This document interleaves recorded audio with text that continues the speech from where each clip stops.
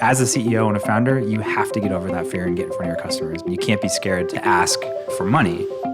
Our job as a sales organization is to protect the value of what we've built. Our customers' best interest is that we build a successful business. Hi, I'm Yaron Sadka, sales engineer at Iron.io. You're listening to Road to Growth, a podcast about startup sales organizations brought to you by HeavyBit, a 9-month program for developer-facing startups. Road to Growth is a bi-weekly series that breaks down SaaS sales organizations one piece at a time, from the first person to kick off sales at a company, all the way down to the partnership and cohesion with the marketing and product teams. We'll take you through what it takes to build a powerful, fine-tuned sales organization. If you're interested in being a guest, have a topic for us to discuss, or a role you'd like us to dive into, send an email to roadtogrowth@heavybit.com. In this episode, I'm joined by Chad Arimura, co-founder and CEO of Iron.io. Chad and I discuss his early sales experience as CEO, the importance of your first sales hire, and the idea that a sales organization's primary purpose is to defend the value of your product. Today, we have Chad Arimura. He's the CEO, co-founder of Iron.io. Been around for a few years now, gone through some rounds of funding and kind of like all those different phases. So welcome, Chad. Thanks for coming. Thanks, Yaron. Yeah. Tell us a little about yourself, your history, and how you got to where you are today. Sure. So my name's Chad Arimura. I'm the co-founder and CEO of Iron.io. How did I get to where I am today? Well, I guess it started in the college dorm room back in '98. Started my first company in college where I got together with some co-founders at the time. Well, actually, I got roped into it because I was an engineer and the business guy wanted someone to build something. So back then, registering URLs was kind of difficult and it wasn't widely easy known. And GoDaddy, I don't think even was around at the time. So I helped him register the domain name and I became co-founder overnight. So that was pretty exciting. That became 7 years of my life, actually. Built a business around marketing to college students, so helping big brands, Fortune 500 companies reach the college market. And I was the CTO, co-founder then. Helped architect the initial applications, building big monolithic apps using Perl at the time. And so at that point, we built a pretty good business and ended up selling it. It was a student-ran business, sold it in 2005 or 6-ish timeframe.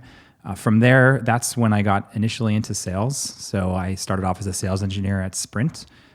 Did that for a few years, or about a year and a half, and then I went quickly into Oracle, where I was field sales, Fusion middleware sales at the time. So it was a bit of a hybrid role between sales engineering and direct sales, selling the Oracle middleware line. And that's where I really started to cut my teeth on how enterprise software was sold and understanding how buyers operated and the philosophies and techniques for sales. And Oracle, if you're familiar, is a quite interesting sales organization. So I learned a lot being there. It was pretty exciting. And then to complete the story, I went from there and met up with my co-founder, who at the time was at Siebel, and both of us said, it's time to get into business again and start our own thing. So we started a consulting company building and writing software, and that's where the first products were built that are Iron today. Awesome.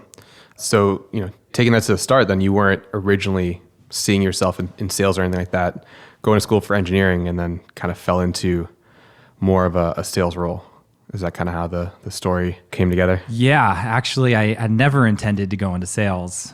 A buddy of mine who was one of the very early employees at my first company, alldorm.com, after we sold the company, he left a little bit earlier than that, and he went into sales, and he said, Chad, you have to get into sales because the market for technically, savvy or people who can speak the technology language, but also speak the language of like people and be able to just interact with people and have conversations and articulate the value of technology. They're in high demand. And so he is one of the best salesmen I know personally. And so he sold me on the idea and I was super nervous. I mean, I went into this interview. I'd never been in an interview before, by the way, because I did my own company and for a long time. And so it was really like my first job interview. And I walked into the office and my buddy, his name's Mike, he said, don't worry, you're a shoo-in. Just go to the interview, you're in. And so I walked in there and the sales manager, he set his phone down on the table and he said, sell this back to me. And I was like, oh my gosh. So luckily I had read a couple sales books. I think Spin Selling is one of them. So I basically just regurgitated the same stuff from that in front of me. He's like, great, you're in. Better than selling a pen back to somebody, I guess, which is the normal thing you get at the conferences. Exactly. Well, this was for Sprint. So naturally selling a phone was kind of part of the process. But right. It turned out to be a really great move because I loved it. I had a great time. I became the guy that just sort of went around the country and talked about technology, but didn't have to be really like held accountable for the exact sales part of it because we had sales reps. I was an overlay rep at the time. And then when I went to Oracle, I had a really cool gig there where I was just helping architects and talk to customers about their architecture. And it was like the best of both worlds. But then I had to get back into building it myself. Great. So then now, talking about Iron, since we are kind of focused more on the startup environment. So you had the sales background. You met up with Travis. He takes the lead on the more engineering side. You take the lead more on the business side. So what was your sales strategy when you guys first started off? Probably not in the first few months, but you hit year one and now you need to have some sort of sales to prove yourself to investors. Mm-hmm. The sales strategy was get anyone to pay you anything for whatever it is the hell that you're building. Travis and I think, had pretty good intuition around what we wanted because we were our first customers. Our clients at the consulting business that we built all relied on our technology to build the software and manage the software that we were building for them. And we knew that there was value. So putting together a strategy was just around how the heck do we price this thing? How do people buy? Calling up all of your friends, calling up all of your family members and saying, try this out, please try it out, pay us anything. $20 is too expensive. Okay, fine, pay us 10. And that's really the first major phase of, I'd say, product market fit is just seeing who and how many you can get to pay pretty much anything and what the value is of them at the time. And that evolves a ton over time. But in those early days, it's just about getting people to give you feedback and as they say, partying with some of their hard-earned dollars. Yeah, so feedback is a big part that people kind of forget about sales. When you have your reps talking to clients and taking that information that the client gives you and kind of feeding it back to product and engineering, that's a big part that people don't realize about sales is how much it drives product sometimes. So, at the beginning, I should say that the sale wasn't necessarily money. It was more about, a long-term, right? The sale is in this kind of really young phase. We're not looking for the money, but we're looking for the feedback. That's the value that you're giving us right now as a company. Mm-hmm. So when you're first starting out, that's great. You have all these cycles that you can go through. As you grow and the company kind of grows with you, you get more and more removed. So how do you kind of keep control and keep tabs on the feedback customers are giving you without necessarily being on these calls and talking to clients on a day-to-day basis like you used to be? Well, a big part of that is trusting your team as you grow. A couple of comments about what you said a second ago.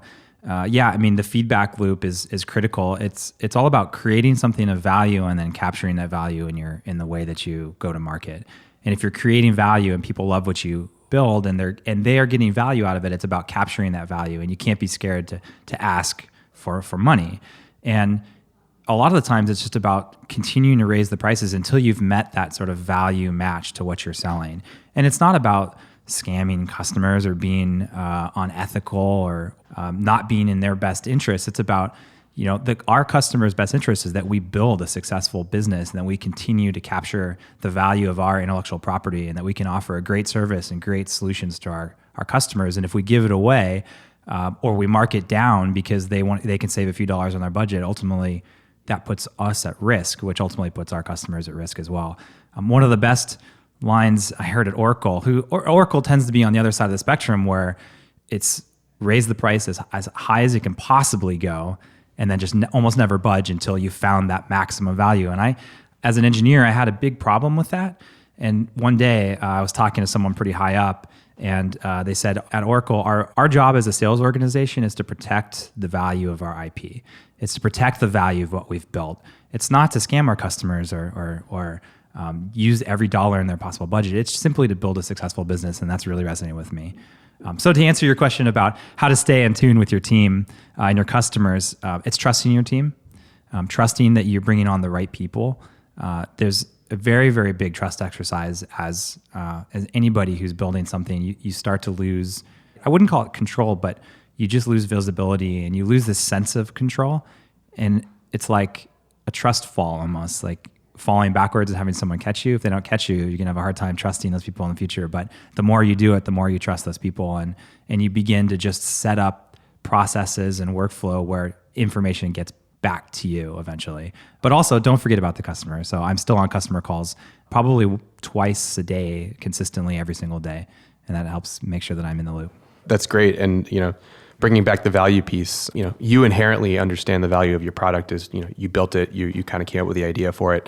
How do you communicate that now to a sales team that you are putting together that may or may not be technical necessarily and don't understand the day-to-day value that your product provides, right? For me personally, one thing that helps me a lot is talking to our customers and hearing personally from them what they see the value in our product is. And so making sure that the team has the opportunity to talk with customers who advocate for our technology, talking to happy customers, hearing from their mouths what they see is in the value. As a founder and especially a CEO, you can constantly harp about we're the best, harp about there's so much value built up, just go and sell it. But to hear it from your customers is just 1,000 times more powerful, I think, because it really starts to drive home for the sales team what it is that they're selling and what they're creating for customers, not just selling something, but creating value and helping customers solve problems. And I think that's critical, is setting them up early with customers that can be successful and are successful already. So, you take that piece and now you actually have to value your company and put a dollar amount on it, right? Which is hard to do when you're talking to clients of varying sizes and different people within the organization. So, you come out, you start with a freemium model, you just get users in the door, get, customer feedback, and then now you need to start charging. So what was that process like for Iron? You started day one, here's the pricing, and then how did that evolve as you grew? Well, the big thing for us was that we started off as a utility where we were charging per minute for our worker processes, or basically the time that you were running code, we were charging. And then for IronMQ, our messaging service, we were charging per million messages. And that's a very comfortable way to sell your service or sell your product, because then people pay what they use, only for what they use, and then you end up with a ton of customers paying you about $1.75 per month. And it's a great way to feel comfortable about the value, but also it's a great way to build a losing business model, because suddenly you're comparing your company to companies like Amazon, who are doing multiple billions of dollars per quarter and are just commoditizing every piece that can be commoditized. And you start to be compared to those companies as well. And then not only that, but then you start building a company in that light.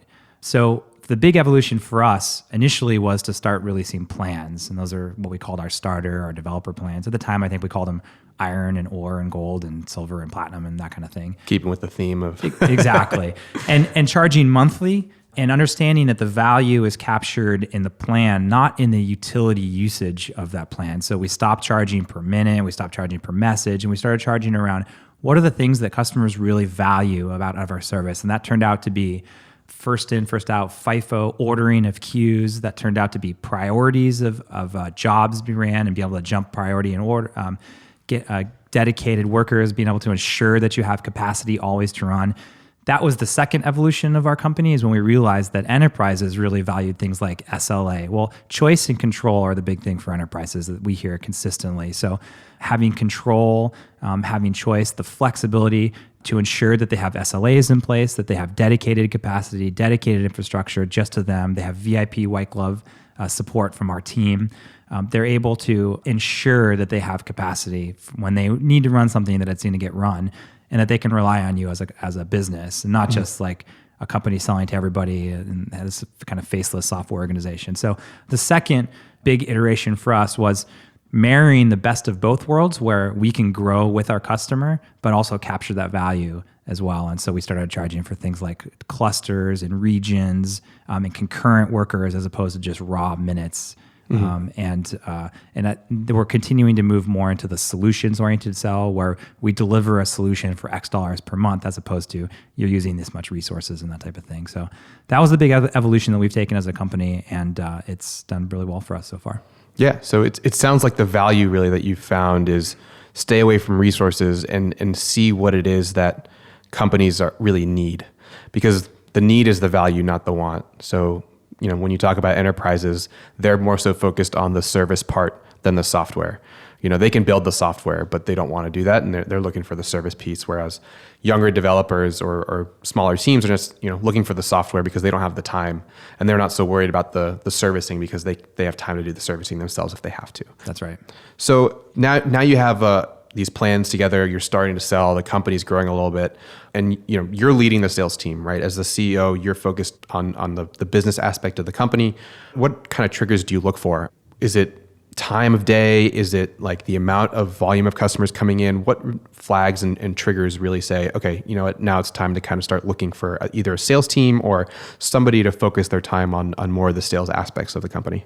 Well, definitely wasn't a sales team, because a team would warrant having multiple people in place. I think the best way to look at that is you got to bring in sales people or a sales leader the second you can afford it, and the second that you know that you have something that customers are willing to pay for. Whether that means one customer paying you $5,000 a month, or 100 customers paying you $10 a month or $50 a month, or whatever it is that you're selling. If you've got enough of them and maybe you get to your first $10,000 in MRR, that's a pretty powerful message to say, okay, now we need someone to come in early and start to wrap strategy around this, because your first VP of sales should be your first hire if you can find, which is they're very hard to find, because a VP of sales position is very difficult, especially in a startup. You've got your traditional VP of sales who works at a large organization, and it's really hard for them to transition into a company of 5 people. And because that VP of sales from day one is not just going to be selling a product that's created, they're going to be packaging the product, they're going to be marketing the product, they're going to be talking to the engineers, they're going to understand the DNA of it and how to capture that value, and they're going to build the strategy for how you go to market, not just for today, but over the next couple of years. And that's really, really hard to find in someone. I was fortunate that I had that sales experience, so I was able to get the company to around $35,000, $40,000 in MRR. And at that point, I just couldn't handle the workload anymore, and there was just too much going on for me. And as a CEO, you're pulled in so many different directions. And I was also fortunate to have known our VP of Sales, Morgan, for probably 10 to 15 years at that point. And we'd been talking for up to a year and a half before that about him coming on board, and we couldn't move any quicker. So it was great to get him on board, and he's really built up the company from there. That's awesome. So luckily you had that sales experience, so you knew, you could grow the company a little more, and you knew what to look for in a VP. Most CEOs don't have that experience. They have no idea who to hire. They hire, let's say, an account executive right off the bat who fails because they don't have the right team around them. What things did you look for? What did Morgan have that proved to you, I can bring this guy in or this gal in as a VP of sales and know that they'll succeed? I would say 3 things. I'm sure I could come up with a million different things, but number 1 would be experience. It's really hard to learn that role. You can't bring in someone who's quote unquote, I'm doing air quotes, quote unquote, businessy and have them become a salesperson for you, because understanding how to articulate value and talk to customers and ask for money is a skill that you learn. It's not something that's oftentimes just inherited, or it's not just inside of someone. There's skill there. And sales is a process. More than anything else, sales is a process. But the hardest thing is marrying that process to the strategic, like the creative aspect of a startup, because there's no process in place initially. And a VP sales is not going to be handed any type of process. They have to create the process for the startup, and they have to be creative enough to be able to find the strategic process to grow a company from $10,000 in MR to a couple $1 million in MR. Okay, so there's 3 things. 1 would be experience. 2 would be, I believe, a thirst for knowledge, because if you bring in someone who thinks that they know the way the world works, they're not going to survive, because a startup is, you take a lot of hits and it's a constant learning process. So a thirst for knowledge, understanding who your right advisors to put around you are, understanding other startups in your space and going to talk to them, someone who wants to learn about that or has built it multiple times in the past and can do it for you. It's like a playbook. And then number 3 would be data-driven. Data-driven and process-driven, because those are the most important things. You're creating repeatable processes that can scale. You're understanding the data and what's driving customers to buy and how they buy more over time. And if you're not data-driven, you have no idea. It's like it's like trying to find someplace without a map, right? You have no blueprint, no history. So you have to create all that, but you have to be data-driven without prior data. Mm-hmm. And so those 3 things are really critical, I think, to finding that first sales hire. Yeah, those are definitely good points, and I've had a lot of time with Morgan, so I know exactly how he is and the kind of team that he's looking to put around him, which is great. So talking about the team that now goes around a VP of sales, especially at a B2B tech startup, right? If they don't know the technology or even technology in general, what's the kind of timeline that they're looking to fill in terms of heads and personnel to put around them so that they are successful in moving the company forward? Is there a timeline? Is there a right move or a wrong move?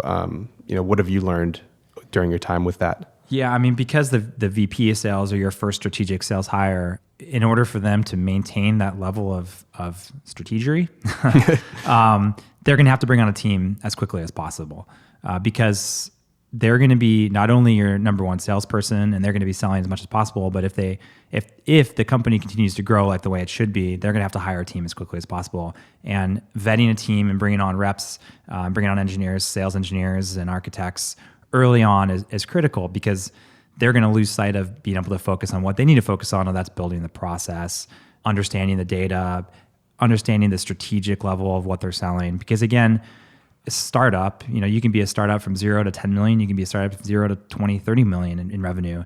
You're constantly adjusting to market dynamics, especially in a market like ours that's not very well understood. It's very noisy. There's a lot of various competition and noise on understanding how to architect the modern app. You're constantly on a strategic level with your VP of sales. So it's critical that they're able to think strategically. So long story short, bring in the team as quickly as possible and as quickly as you can afford it. And you got to raise enough money to at least get out ahead of it. So it seems like, at least in your space, it's bringing a VP of sales first, and then the team around them kind of starts with technical support. And then from technical support, it kind of grows into more of a typical or standard sales team where you have account executives, you have inbound sales, outbound sales, all that good stuff. So it seems like the first step is first technical people underneath the VP. Yeah. I mean, again, that's in my mind, that's my ideal playbook, is to bring in that strategic sales thinker early. And if you can find that person to be your best salesperson, but also become your VP of sales and grow, that's ultimately what you need, because you need a sales champion next to your side. Bringing in a rep early, someone who doesn't have that strategic level visibility and doesn't necessarily want to build a team. You definitely need to bring in salespeople, but you're going to lack that feedback loop that you need from that person, the strategic level of participation. And when you need to grow a team, you're just going to have to go find it anyways. And so, yeah, that's the order that I would do things. Awesome. And so now, today, you have a sales team of how many? Just off the top of your head, probably about 6. Okay, cool. So you built a sales team of 6 now. They're probably doing well, moving you forward. Looking back from the start, from when you first started to now, what kind of things do you wish, looking back like that, we should have done this differently, or we should have done that differently? Anything come to mind off the top of your head? Yeah.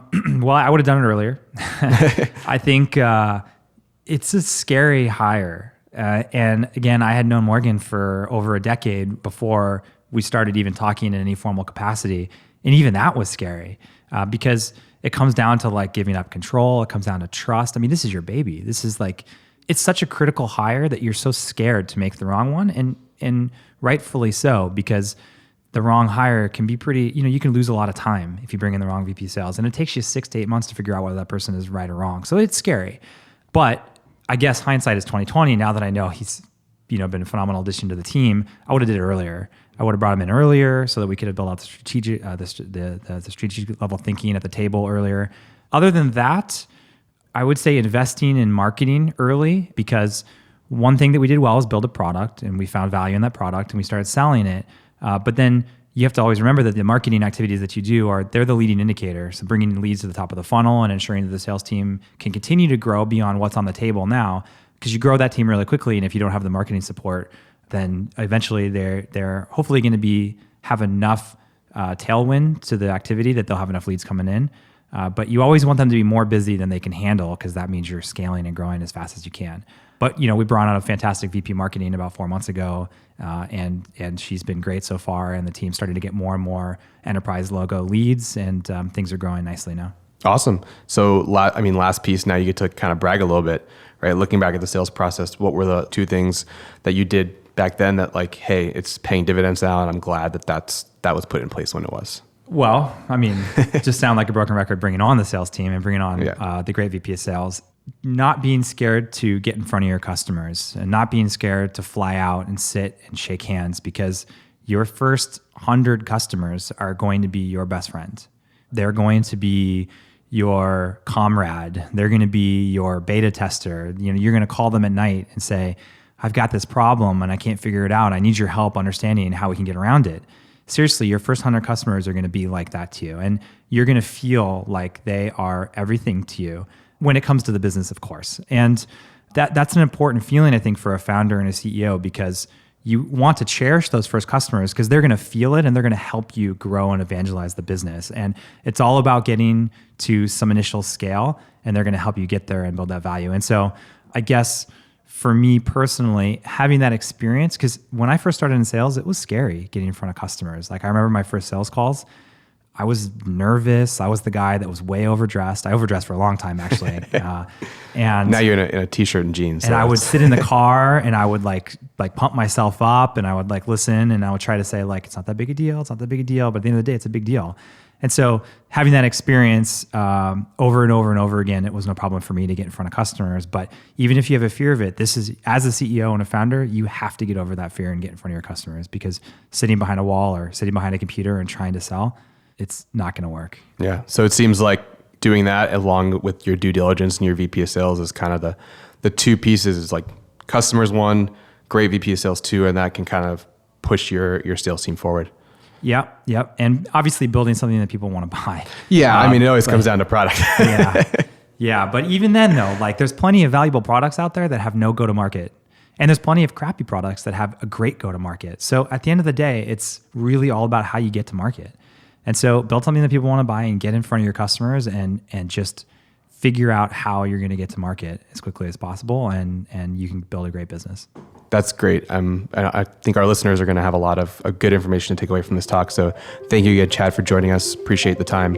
And we look forward to having you again soon when Iron reaches its 100 millions in MRR. I'll see you next year then. Thanks, Yaron. Yeah. That's all we have time for today. Questions? Feedback? Contact me at roadtogrowth@heavybit.com. Thanks again to Heavybit for sponsoring our program. To learn more about Heavybit's 9-month program for developer-facing startups, visit heavybit.com. And while you're there, make sure to check out their library. It's packed with great educational talks from developer company founders and industry leaders. Thanks again for joining us. Have a great week.